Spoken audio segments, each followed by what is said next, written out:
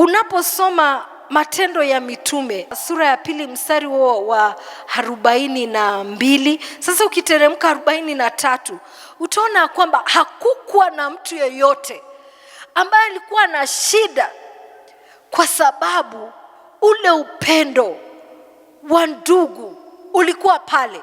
Na hivyo basi, kama kuna mtu alikuwa na njaa, watu walikuwa pale kuhusika, walikuwa pale kupeana misaada yao, walikuwa pale kulia na wenzao, kama vile ambavyo tumesema Lucy anatuhitaji kama kanisa, tukamwombee, tukasimame na yeye, tukatembee na yeye wakati huu wa majonzi. Hivyo ndivyo inavyofaa kwa watu wa kanisa. Isikuwe wakati ule unanihitaji, sina wakati wako, niko bisi huku, niko bisi kule, niko na hii na hii. Ni mapenzi ya Mwenyezi Mungu tukashughulike kuwa pale wakati ule ndugu anakuhitaji. Tusikuwe busy na business ya Mungu. Mapenzi ya Mungu ni tukapendane, tukashirikiane, tukasaidiane kwa njia yoyote. Hata kama usemi ni kitu, kaa pale.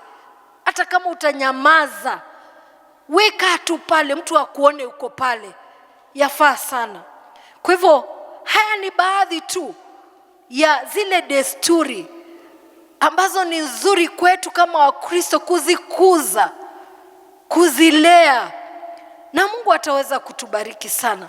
Kwa hivyo Mungu akatupatie hekima, akatupatie nguvu za kuzidi kumtumainia.